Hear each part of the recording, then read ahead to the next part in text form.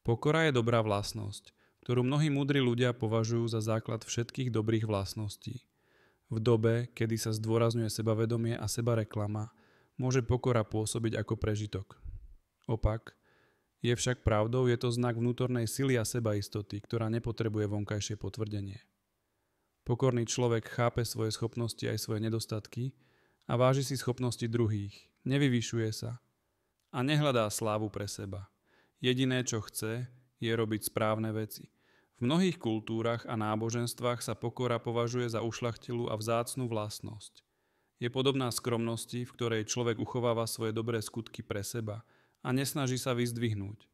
Niektorí hovoria, že pokora je opakom pýchy, teda nemyslieť si, že je najdôležitejší.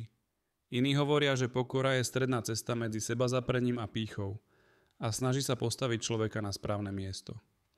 Je však dôležité poznamenať, že pokora v žiadnom prípade nie je to isté ako nízke sebavedomie alebo sebaponižovanie. Zatiaľ čo človek s nízkym sebavedomím svoje schopnosti podceňuje a bojí sa ich prejaviť, pokorný človek ich pozná, ale cíti pokoj a nemá potrebu sa o nich neustále presvedzať a chváliť. Skutočná pokora vychádza z vnútornej sily a zdravého sebahodnotenia.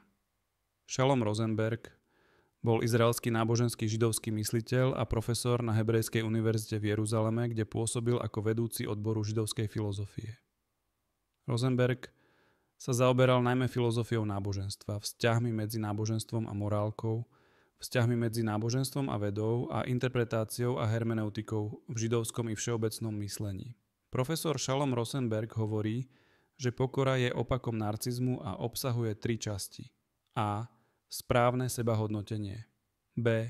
Tolerancia voči druhým, najmä voči tým, ktorí sú na nižšej sociálnej alebo intelektuálnej úrovni. C. Ochota vzdať sa slávy a pocty od okolia.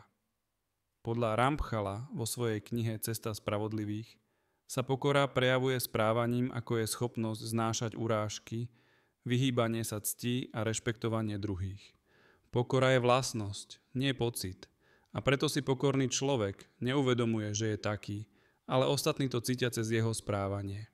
Zvyčajne sa pokorný človek správa umiernene voči druhým, čo môže byť viditeľné v spôsobe reči, obliekaní alebo voľbe slov, aj keď to nie je vždy potrebné.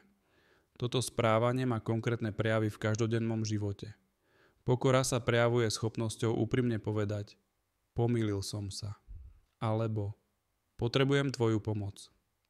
Je to ochota počúvať bez prerušovania a skutočne sa pokúsiť pochopiť druhého.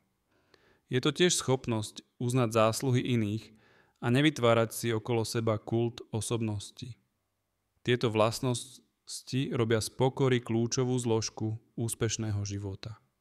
Vo vzťahoch umožňuje hĺbšie porozumenie a efektívnejšie riešenie konfliktov. V práci a tímovej spolupráci z pokorného človeka robí výborného kolegu alebo lídra, ktorý neberie si všetku zásluhu a je otvorený konštruktívnej kritike.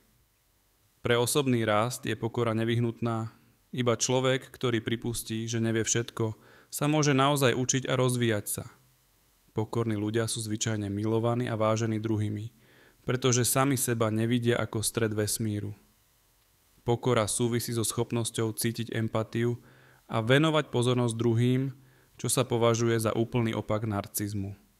Ľudia s pocitom zdravého a stabilného sebahodnotenia si dokážu vybudovať pokoru oveľa jednoduchšie. Pokora je cesta, ktorá vedie nielen k lepšej spoločnosti, ale aj k vnútornému pokoju jednotlivca. Je to vlastnosť, ktorá nám pomáha pamätať na to, že sme súčasťou niečoho väčšieho a nájsť tak svoje skutočné miesto vo svete.